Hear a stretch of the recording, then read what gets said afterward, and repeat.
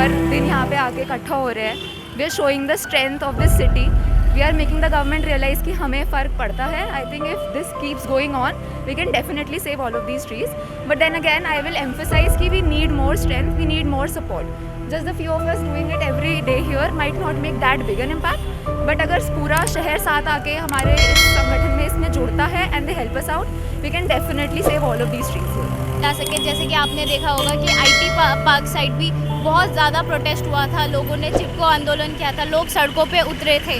जनता का इतना आक्रोश है इन पेड़ों के कटान को लेकर। ये सब देखते हुए अगर सरकार और हाईकोर्ट इन पेड़ों की कटाई पे रोक लगा देती है तो उससे बड़ी जीत हमारे लिए कोई नहीं हो सकती। ताकि शायद इन लोगों को, जो लोग ये पेड़ काटने में बड़ा मजा आता है, इनको थोड़ा उनके हाथ रुके, थोड़े उनके हाथ कांपे कि हम अपने तिरंगे पे क्या आरी चलाने वाले हैं।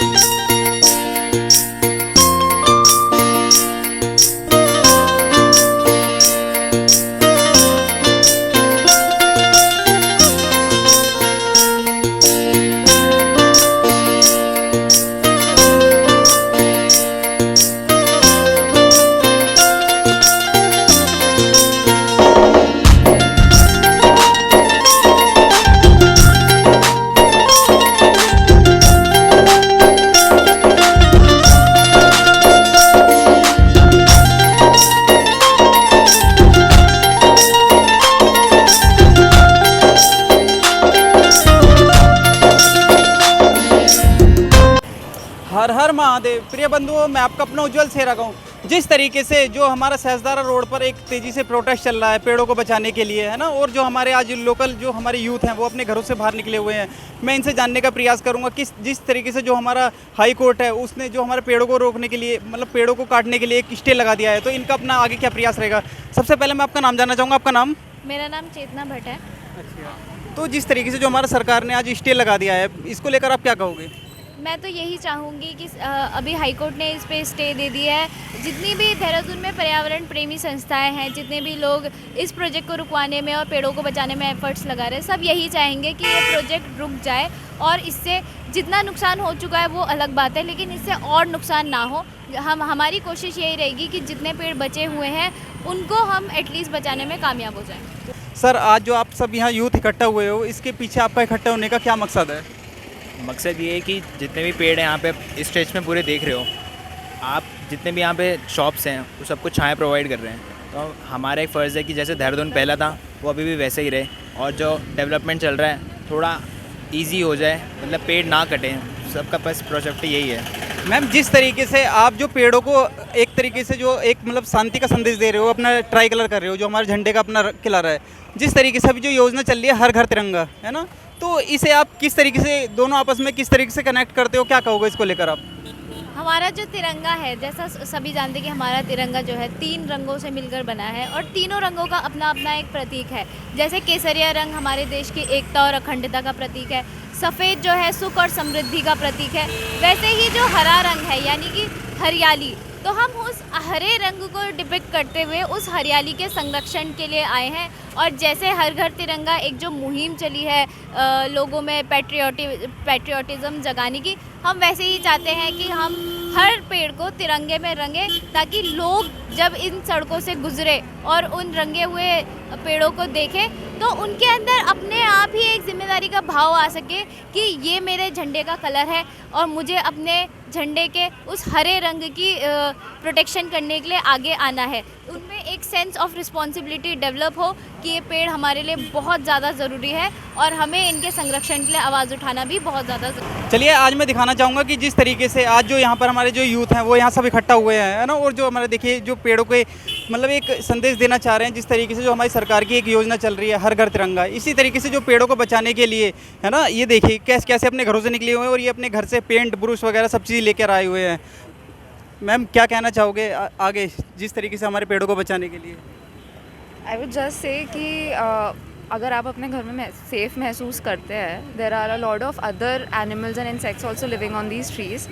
सो इफ़ हर घर तिरंगा हो सकता है, why can't every tree be a तिरंगा, जबकि they are also homes to so many plants, insects and all the other birds and animals.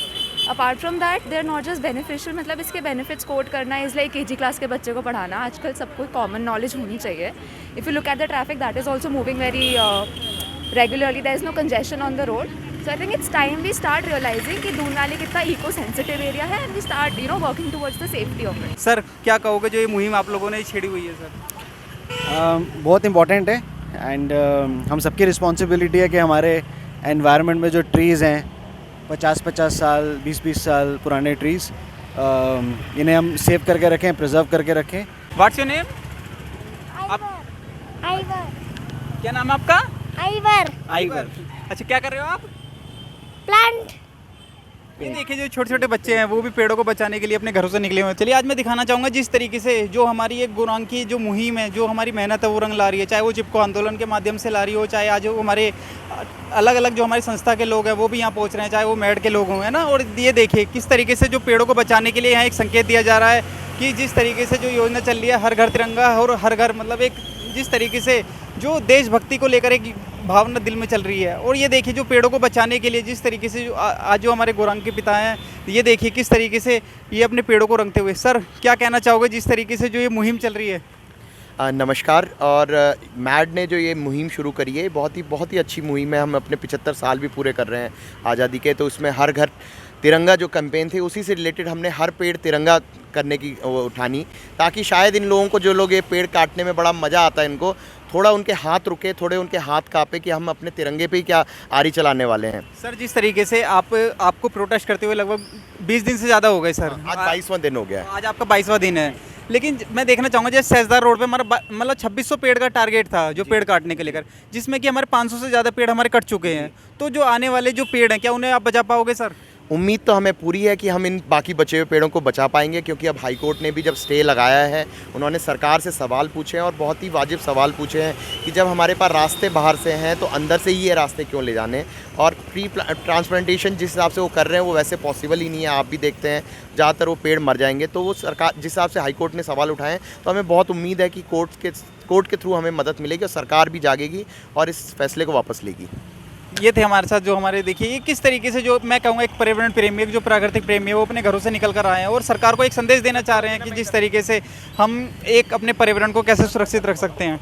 Sir आपको भी लगभग 22 दिन हो गए इस प्रोटेस्ट को जुड़े हुए, चाहे किसी के माध्यम से, चाहे वो मैड के माध्यम से चल रहा हो, चाहे चिपको आंदोलन के माध्यम से हो.